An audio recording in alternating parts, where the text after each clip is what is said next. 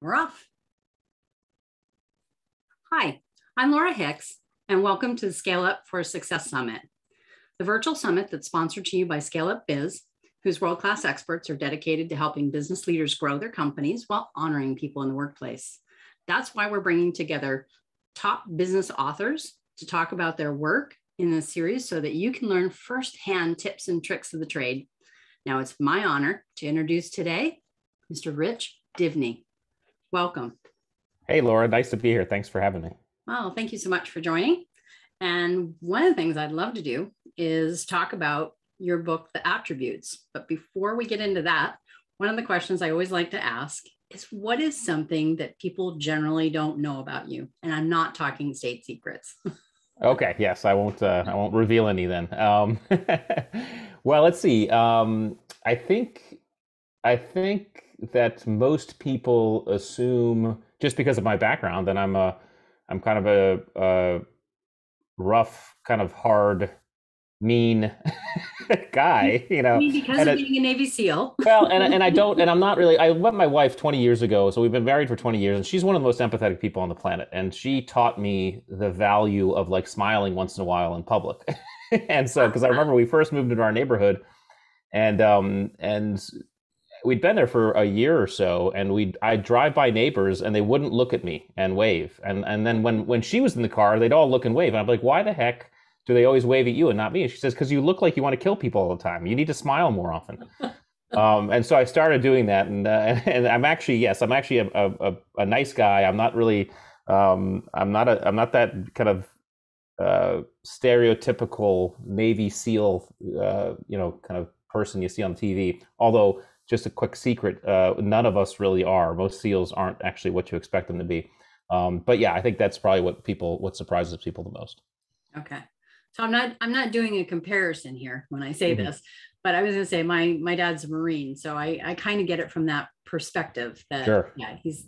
you wouldn't Yeah. know. If you knew him, you And wouldn't necessarily know he was in the Marines. Yeah. yeah, yeah. And I have a twin brother who was also a Marine, so we have Marine blood as well in our family. And yeah, he's the same way. It's just I always say that the most dangerous Navy SEAL you'll ever meet is the one you never knew you met, right? Because they just don't Right. look at they're ghosts. They fade in. They're invisible, and I mean, part of the power of it is the element of surprise. And Right. so, given that logic, I'm the least dangerous Navy SEAL because we're meeting each other, right? So, That's right. That's right. yeah, And your full disclosure, right? I know full exactly what disclosure. you used to do.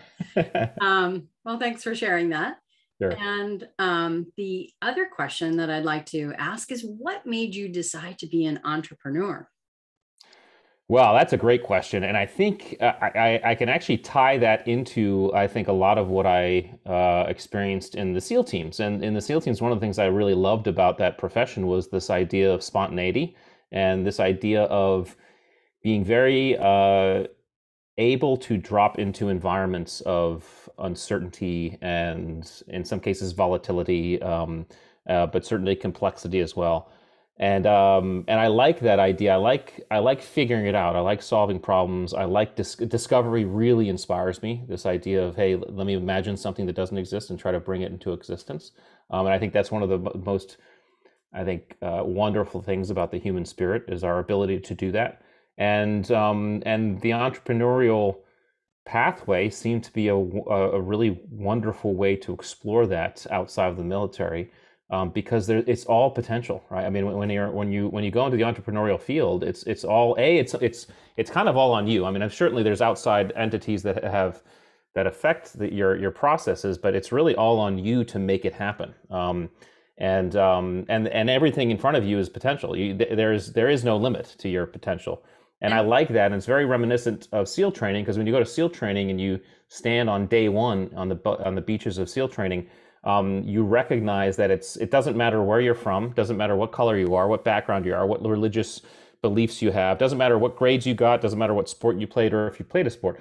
All that matters is, can you do what they're asking you to do? Can you can right. you can you get taken down to zero? It's one of the most pure selection processes I think on the planet.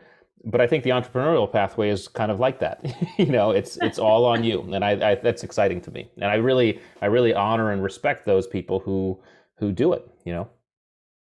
And I was going to say, not to scare anybody here who might be thinking about becoming an entrepreneur, there's usually not life and death decisions in it. Right. It might be scary sometimes, but usually not life and death. Yeah, and you can hedge your risk a little bit. But again, even in the even in the military life, certainly there's life and death situations there. But even the SEAL community, or the military community, you also hedge your risk. I mean, you do risk assessments as you do like an entrepreneur, and you say, okay, what are those risks that I can actually lean out on a little bit further? And I think it's an exciting venture. Absolutely.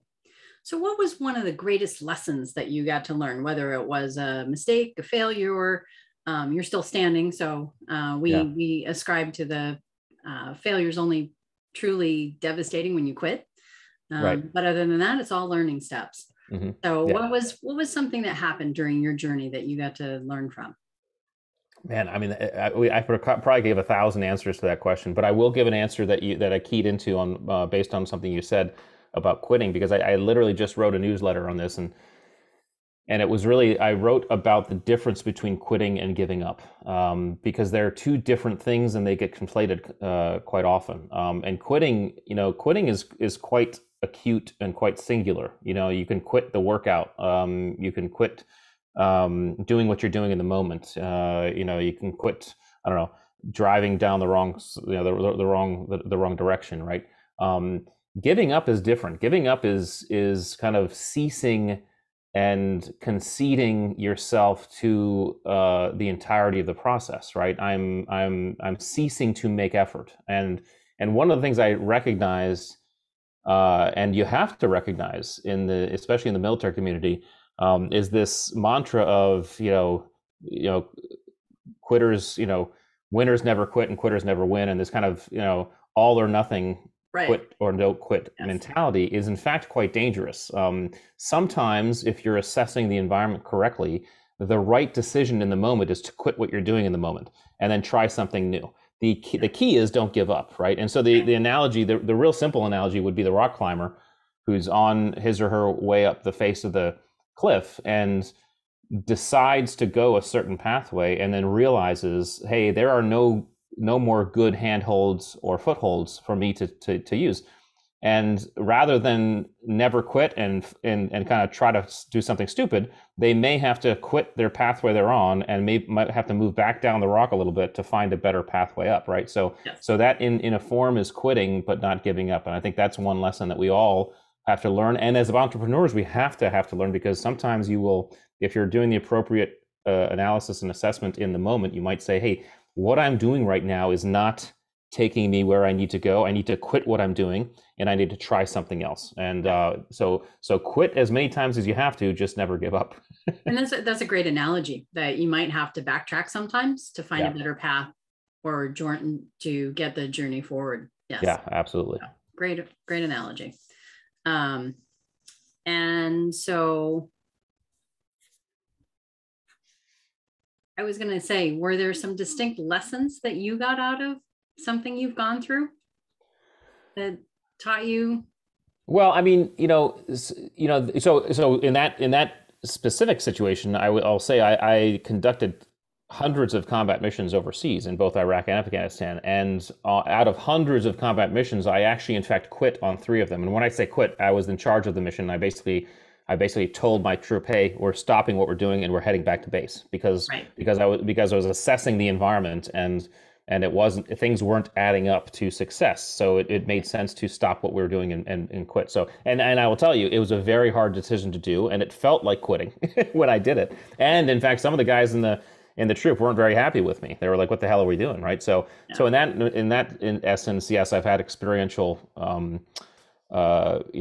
situations that have taught me that lesson. And I think just kind of also based on something you brought up before, is that we learn the most from these failures, from kind of the lows, the dips in our lives, and there's a distinct reason behind that. And of course, I've had many dips that I've learned from, But the reason behind that is actually it's more neurological than it is philosophical, right? Because when we learn something, it's basically a neural network that's getting fused in our brains. And that process involves certain chemicals, involves serotonin, it involves adrenaline, norepinephrine, which is kind of the same thing. But those chemicals are in fact enhanced through three things about an experience: um, novelty, intensity, and focus. Those three things. So novelty, intensity, and focus. Those three factors enhance an experience and in fact enhance the chemical reaction that occurs when you create those neural networks, which is why when those three factors exist, we actually learn lessons faster. So this is why being told about a hot stove is different than putting your hand on a hot stove, right? Because on the second part, on that latter one, you are experiencing novelty, intensity, and deep focus. This is why when you put songs to an alphabet, we learn that for life, because you're adding those three equations. So in essence, those lows in life automatically have those three factors usually baked in, which is why those lessons are seared into our brain. So I think that's something that we have to understand about those experiences that we have, especially whatever we're doing, but especially in entrepreneurship. Those lows are in fact the best learning experiences. So definitely capitalize on them. And that's why I wanted to go back to that with you, because I think it's so important. It's something that we're taught as human beings to steer away from, stay away from, right? Things that cause us to not be successful. And yet they're the greatest opportunity that we have. So, yeah, they really are. They really are. So thank you very much for sharing that with us. What I wanted to delve into is of the book, the attributes. Mm-hmm. You list, there's 25, I think, right? 25, yeah. 25. And of that, I wanted to go over just a few of them, attributes that we have that help us be successful entrepreneurs or leaders within our companies. Sure. So I'll let you lead that off to handpick a few of them. Okay, well, before I handpick, let me just go over the 5 categories, because I think those are important real quick. So I was able to break them into 5 categories in the book. So grit is the first one, and grit speaks to kind of the acute challenge or obstacle that you have to kind of push through, power through. It's a little bit more short term. Those attributes that bake, and again, people think of grit as its own singular attribute, but it's actually not. It's a few things that are catalyzed and baked and kind of mixed together that create what ultimately is grit. The attributes in that category are courage, perseverance, adaptability, resiliency. The next one is mental acuity, which is really just basically how our brain processes the world, how we take in information, situational awareness, how we process and prioritize that information, compartmentalization, how we switch between focuses and focus points, which is task switching, and then how we learn, how fast we pick up information, which is learnability. So that's that's mental acuity. The third one is drive. So if grit speaks to kind of this short-term, more acute pushing through challenges, drive is what speaks to our long-term ability to kind of set and pursue and kind of step through and achieve long-term goals. Drive speaks to those things that allow us to kind of do that process, right? And those attributes are self-efficacy, discipline, open-mindedness, cunning, and narcissism, which I know is a surprising one, but we can talk about that a little bit more depth if we want to. And then leadership, what attributes make up great leadership? And again, we have to think and understand that leadership is often conflated with being in charge, and they're not the same thing, okay? One is a noun and one is a verb. Leadership is a behavior, and we don't get to self-designate, by the way. We don't get to call ourselves leaders, right? That's like calling yourself good looking or funny, Other people decide whether or not you are someone they want to follow, right? And they do that based on how you behave, and those behaviors come from specific attributes, and those attributes are empathy, selflessness, authenticity, decisiveness, and accountability. And then team ability, the attributes that speak to how well you operate and work with people in a team. And those are integrity, conscientiousness, humility, and humor. So to kind of get to the question, I think first and foremost, as an entrepreneur, the most important 2 categories as an entrepreneur, I think, are the first one, grit, and the second, and the third one, drive. And the reason why grit is probably the first most important is because you absolutely need grit. and all the attributes that come with grit or make up grit that to be an entrepreneur. You need courage. Courage is literally our ability to step into our fears, right? Step into that which makes us afraid. It's basically choosing the fight response versus the flight response. That's what courage is. Courage cannot exist in the absence of fear. So you need courage to do anything in the entrepreneurial field. You need perseverance, and perseverance again is a mixture of persistence, tenacity, and fortitude. And just real quick, persistence and tenacity, not the same thing. Persistence is I have a solution to a problem, and I'm going to do that over and over again until it works, right? It's kind of the stonecutter approach, right? And sometimes the stonecutter approach is needed, right? I'm going to tap that stone 99 times. I'm not going to see anything happen. And on that 100th tap, the rock's going to break, right? Yes. But then sometimes tenacity is required. Tenacity is I'm going to try something, and if it doesn't work, I'm going to try something else, right? That's more of the car mechanic approach. I'm going to look at the belts. If it's not the belts, I go to the spark plugs. Not the spark plugs, I move on. I may try 99 different things, but I'm going to keep that. That's right. And it's important. And fortitude is kind of that mental toughness to be able to modulate between the two. Because again, if the mechanic is persistent, then you're going to have a mechanic who checks the belts and then checks the belts again and then checks the belts again, and all you're going to get is a run-up bill, right? If you have a tenacious stonecutter, well, that rock is never going to get cut, right? So fortitude allows us to kind of modulate between the two, and then adaptability. Again, adaptability speaks to our ability to, when the world changes around us outside of our control, how well are we able to move with it and flow and flex and go with the flow. Everything that we know of, so nothing in the known universe that we know of doesn't change over time. Okay, things change, right? And especially in the entrepreneurial endeavor, you have to be ready for things to change. You have to be the frog, not the dinosaur, right? And then resiliency, that's your ability when you get knocked off baseline and get hit down and broken down, how quickly can you get back to your baseline? So all four are very important in entrepreneurship. And then drive attributes speak to that long term. Nothing about entrepreneurship is short term. It is a long term process, a long term goal. So you need the self-efficacy, which is the kind of the confidence and the initiative to get started. You need the discipline, which is your ability to kind of perceive and visualize and step through all those wickets that are necessary to get to that long term goal. You need the open-mindedness, of course, because how can you not? The closed-minded person is probably not going to get too far. You need some cunning, which is the ability to think outside the box and think outside what rules and constraints you may perceive. And then you need a little bit of narcissism. And again, narcissism, a little bit counterintuitive. Too much is bad, absolutely. Yep. But we all have a little bit of narcissism. It's this idea that, hey, it's the desire to stand out, be recognized, be adored. And every human being has that. We all have it to a little degree. And it's that little bit of it that allows us to set sometimes these audacious goals that entrepreneurs need to set. So narcissism metabolized in a healthy way is actually an incredible driver. And so those are the first two categories. And then of course, once you're in charge of people and you have people in your span of care, you have to then lean on those leadership attributes, which are so important because if you want to be known as or viewed as a leader, you must behave like one. And those are, again, those attributes that I described. So, right. So, I was going to say, do we walk through a couple of examples of how grit plays out with the different attributes that you talked about? Yeah, we could do whatever we would definitely do that. Do you want to walk through any specific one, or do you want to kind of walk through the four? Yeah, well, definitely. Let's walk through. I was going to say, yeah, let's walk through the four of them. Okay, all right. Well, so courage again. When we feel fear, our amygdala gets kicked in, and we start to be given a neurological choice, and the choice is either fight or flight. Okay.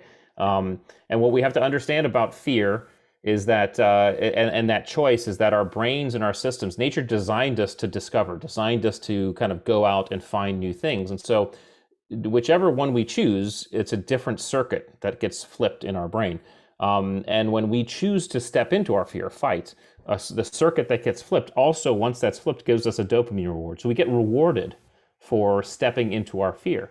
And so So fear shows up when you have two things present, anxiety plus uncertainty. That's when fear starts to show up. You can have one without the other and you don't have much fear. So you can be anxious without being uncertain, which is I got to give a presentation next week to my colleagues. I know my colleagues, I know the presentation. Nothing's uncertain about it. I'm just a little anxious, right? There's no fear there. Right. You can be uncertain without being anxious. Okay, well, that's every kid on Christmas Eve. There's no fear there. You add those two and you start getting fear. Okay, so anxiety plus uncertainty. Everything, I would imagine, well, having now experienced it a little bit, everything in the entrepreneur field has a little bit of both, right? Uncertainty, you don't know, you just don't know what you don't know, right? So that is going to bring with it some anxiety. So there is going to be fear present when you're conducting an entrepreneurial endeavor. And the key is to continue to step into that and feel those dopamine reward systems and understand that, hey, this is by design. No human has discovered things without feeling that fear a little bit first. So if you feel a little bit of fear, that's great. You're on the pathway to discovery. As you move through that, as you step into your fear kind of over and over again, it's going to be hard. There are going to be times where you have to solve tough problems, put your head down, grind it out, and in essence, persevere. You're going to have to initiate either persistence or tenacity and fortitude, the mental toughness, kind of move through that. And then, I kind of say, when you're in the entrepreneurial endeavor, you're literally doing something that the external world actually has a say in. I mean, it's not like losing weight or getting in shape. When you decide to do that, the external world really has very little to say about whether or not you do that. I mean, I could decide to eat healthy and then go to the Vegas buffet, and the buffet is not going to throw pastries at me, right? It's all on me to do that, right? So, Yeah. So the entrepreneurial field involves the outside world, and the outside world is constantly changing. The outside world is uncertain and sometimes volatile and sometimes ambiguous. And if we are going to be successful, we have to recognize that adaptability, we have to adapt. We have to recognize that the pathway that we thought might be the way is likely not going to end up being the pathway, and it's on us to adapt as we move. And again, this is the difference between the frog and the dinosaur. The frog has literally lived through 5 extinction level events in our Earth's history, right? Dinosaur didn't make it through one, and the frog did that because the frog's able to move to the water, move to the land, change its body temperature, and adapt. And we have to feel that way as we're on that entrepreneurial path. And then resiliency, as you go through those processes, those struggles, you get hit with the blows and the challenges. You're going to get knocked off baseline, and the key is not to get sidelined by the obstacles, by those challenges. So you get back to baseline, you keep moving, and when you get those small wins, you also can't get seduced by those small wins. You have to kind of make sure you get back on baseline. So resiliency is really the ability to kind of get back on baseline, regardless if you get knocked down or you get lifted up, right? You get back on baseline, so you get back to work and say, hey, I still have my overall goal in mind. So that's kind of how the 4 might kind of metabolize in the entrepreneurial field. Okay. So in resiliency, when you get knocked down, you can reassess at that moment, or if you do happen to have a win, then you do your momentary celebration that you're going to do, and then again go either situation you go again. Yeah, one of my favorite CEOs used to give us what he called the 2-minute rule, which was he said his grandfather taught him, and he said anytime something bad happens, take 2 minutes and kick the dirt and mourn and do whatever you need to do, and after 120 seconds, get back to work, right? And then same thing when something good happens. Take 2 minutes, rest on your laurels, pat yourself on the back, proclaim yourself king of the world. And then after 120 seconds, get back on track. And that's a way you can, in fact, the 2-minute rule is actually a way you can practice resilience. Now, obviously, there are going to be things that happen that are pretty traumatic and take a lot more than 2 minutes to recover from, okay? And there are going to be great things that happen that you want to celebrate for longer than 2 minutes, right? So, but again, that 2-minute rule is a way you can apply the resilience model to kind of what I call little tragedies, whether it be just life tragedies, little life tragedies like the spilled milk or the traffic jam, or little entrepreneurial tragedies that happen. And take that 2 minutes and use it, and then get back to baseline and go and keep moving. Right. And it's a good way to train yourself to stay exercise that muscle. Yeah. The long-term path that you set for yourself. Yeah. That's right. That's fantastic. What is advice that you might give for someone who wanted to look at building a great team? So this delves into leadership a little, because I know you talk about this subject a fair amount too. So Yeah. what does it take to build a great team, other than naming yourself leader? Well, that's probably what you shouldn't do, right? Yeah, what not to do. So I think what people have to understand about teams is that they're a bunch of humans, and funny thing. Yeah, and so I remember when I was first diving into this, and I was still in the Navy, and I was researching this guy. His name was Russell Akoff, and he was a behavioral and systems analyst, and into systems theory, and he would talk to businesses about how systems theory kind of related to management and things like that. But he used to provide an analogy I thought was cool. He used to say, if you took the very best parts of every great automobile out there, right? So imagine the Porsche has the best engine, the Ferrari has the best steering, the Jeep has the best suspension, whatever. Take all the best parts of the best vehicles and you put them all together, right? Would you have the best vehicle in the world? And the answer is no. You wouldn't even have a vehicle because the parts wouldn't fit. And he used to say a system, and I would say also a team, is never the sum of its parts. It's a product of their interaction, right? So a team is the product of the interaction of human beings, and human beings are dynamic, unpredictable creatures. And so that's why I wrote a book about putting together teams based on attributes and not skills, right? Because skills, you can think of skills as those best parts, right? This best graphics designer, this best marketer, this best legal person, this best whatever. And a lot of times we think we put together this dream team based on skills and it's going to be the best team, right? But that's not addressing what's actually going to happen. It's not addressing the interhuman dynamics that go on in a team. Attributes, these innate qualities, things like patience, situational awareness, courage, perseverance, adaptability, discipline, all these things kind of combine into a zipper-like scenario with a team where people understand and play off each other's qualities so that when the team starts to operate and move in the real world and things don't go as planned, which is always, pretty much always, the team now understands and knows that they can actually still perform because you can't necessarily apply a known skill to an unknown environment, and that's where attributes come in. So the key thing when you're building building any team is to start looking at attributes rather than just skills. Skills are not important, right? You need to. But I will maintain, and even we used to think this say this in the SEAL teams. I could always, as long as the guy had the attributes that I needed, I could always teach him how to shoot a gun. I could always teach him how to parachute. I could always teach him how to scuba dive, right? I could always teach them the skills that they needed if they had the attributes. I can't teach attributes, right? So I would say that baseline is look at attributes, not just skills. Yeah, no, that's absolutely great advice for people building teams.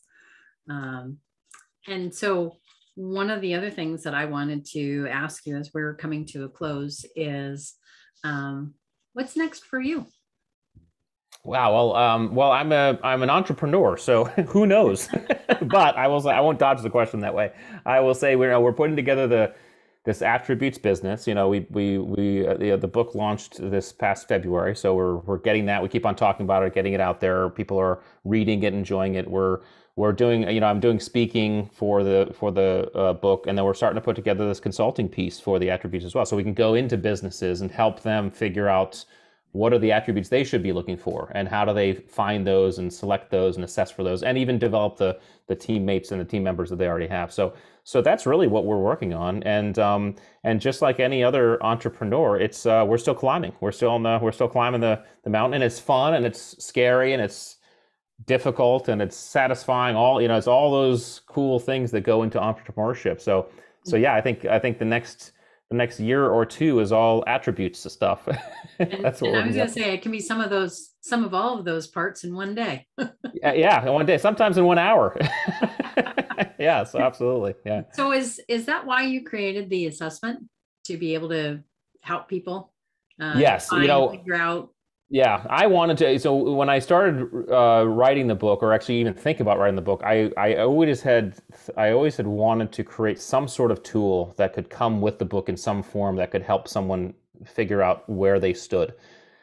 The challenge was that the best place to assess attributes is experientially inside of environments. And so creating the tool was harder than I thought it would be. But ultimately, we were able to kind of create something that allows someone to go to you can go to the website and it's free, and you just have to answer some questions about yourself, right? And the key is when you do it, try to be introspective and really answer honestly, because again, no one's seeing those results except you. So if you lie, you're only lying to yourself, right? Right. But be introspective, answer honestly, and you'll come up with a score, and see how that score feels for you. If you come up with a 3 on adaptability, 10 being high and 0 being low, then say, okay, when I index my performance inside of environments of uncertainty, is it hard for me to adapt? And it doesn't mean you're not adaptable. What it just means is when the situation changes outside your control, it's difficult for you to go with the flow. It's like, it's not easy, and that is the case for some. Like I'm probably an 8 on adaptability, which means when that happens to me, I'm like, okay, whatever. I just go with the flow. It doesn't stress me out, right? There's Right. some people who are 3s, and it does stress them out, and it's tough, and it makes them anxious. That's okay. It's okay wherever you stand. Just that self-knowledge helps you understand how and why you perform the way you do. So that was the goal for the assessment tool. We're getting pretty good feedback on it. And again, I would say if you take it, it's a snapshot. It's a place to start, right?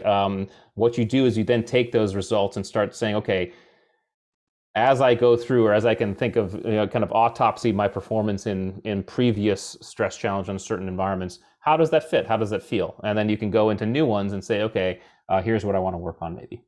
Right. Yes. I would say, like anything else, the key is the knowing. Yeah, The knowing the baseline, the knowing where you are, being able to be honest and introspective with yourself. And especially as people who would aspire to have businesses and be leaders, to know yourself first would be very helpful and useful. absolutely. Yeah, absolutely. It's a key aspect of any performance related endeavor, but especially leadership. I would agree. So I wanted to thank you very much, Rich. This has been a both informative and interesting discussion. On behalf of our attendees and Scale Up Biz, we really appreciate your candor and helpful insights for growing a business. Stay tuned for the next Scale Up for Success Summit interview. And Rich, thank you again for joining us today. And thank you as well for your service. Oh, thank you, Laura. Thanks for having me. It's been wonderful.